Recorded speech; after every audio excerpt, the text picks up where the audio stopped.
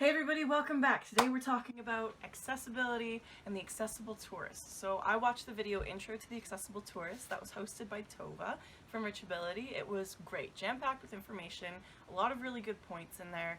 The main thing I want to quote her saying is, tell them what you did, not how you did it. And I think that's absolutely amazing.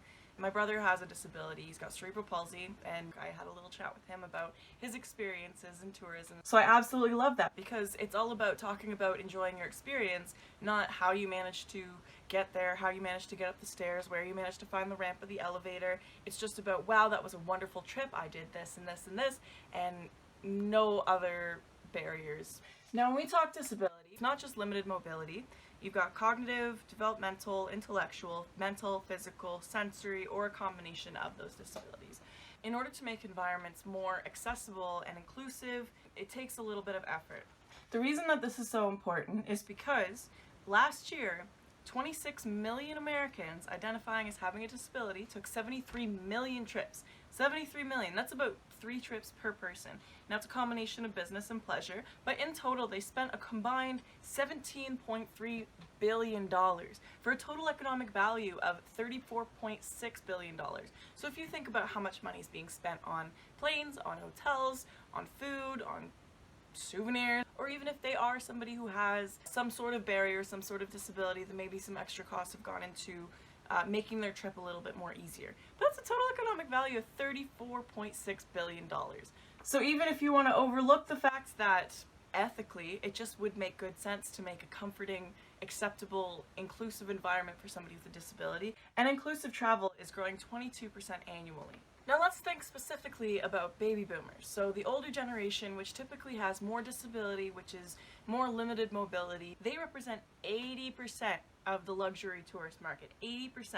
And 55% of every dollar spent in tourism is spent by the boomer generation. Now when we're talking about specifically just Nova Scotia is a pretty big tourist province. We've got a lot of tourist destinations, we've got tours, you've got whale watching, you've got ghost tours, you've got old sites to see. It's a beautiful province. We passed the Nova Scotia Accessibility Act here in 2017, and the goal for that is Nova Scotia expects to see an accessible province by 2030. For businesses interested in making their services more acceptable, there are options for you.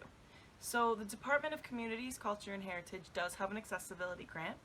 It covers up to 66% of eligible expenses per year. So 66% of expenses on accessibility, whether you are putting a ramp in place of stairs or putting in an elevator or putting in mechanical doors. It covers 66% of eligible expenses up to $100,000 per year. And maybe that interests you to some extent. You're wondering, maybe how am I going to cover these costs? But now there's a grant. Okay, that's awesome. But what can I do to make my business or my services more accessible for people? Well, you can do things like you can have modified hours, can be sensory hours, you know, for folks with like disabilities that have to do with sensory issues. You could have special chairs or supports offered, so if it is a walking tour or a museum tour, you can have maybe a wheelchair or walker of some sort available for use. You could have assistive technology such as voice recorders with descriptive video for blind people walking through museums, or you can have, for those who have hearing issues, you can have an interpreter available, or you can have reading material supplied that matches what is being said during the tour. And the benefit of all this is that inclusion just makes good business sense, just like Tova said in her talk. We can all do our part to level the playing field. If you are working in the tourism or hospitality industry, here's some more things you can do. You can have sections for service animals. So while in hospitality, a lot of food service places don't allow animals on the premises, you can have a special section allowed for people with service animals. Have straws available for folks with mobility issues or who can't like pick up their glass on their own. You can have clearly marked, accessible, gender-neutral washrooms in low noise hours, so quiet times, low light, low noise. So when it comes to accessible tourism, there's just so many reasons why you should be putting in the effort to make your accommodations, your services accessible. On one hand, as I said, it is the ethical side of things. We do want to make sure people are included. The world is for all of us to enjoy, and we should work together to make it enjoyable for everybody else. But on the other side of things, it's just good economic value. So at the end of all this, I decided to have a chat with my brother. I know that when we were younger, I've seen him go through a couple different circumstances where there were barriers, or he was, you know, told to just sit and wait or something like that, just simply because of his disability. He was in cadets when he was younger, and one thing he told me was that he was not allowed to canoe or hike. He was, to practice canoeing, he was put in a canoe on land because his legs, he had mobility issues with his legs, and I know it was a safety issue for them, but it could have been a more enjoyable experience had the people in charge of that activity gone out of their way to make it more accessible, to make it more doable for somebody with limited mobility issues.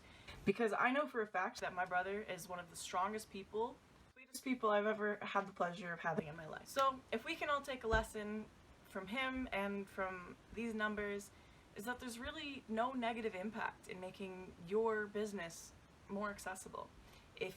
Whether you work in hospitality and tourism, or even whether you are just a local business owner, especially in Nova Scotia, where no matter what business you're in, you really are a part of the tourism here. People love to experience Halifax. No really negative impact at all. You've got a greater economic value, and then the emotional value is just that much more as well. So if you're a business owner, I recommend that you look into these accessibility grants to make your business a more accessible place.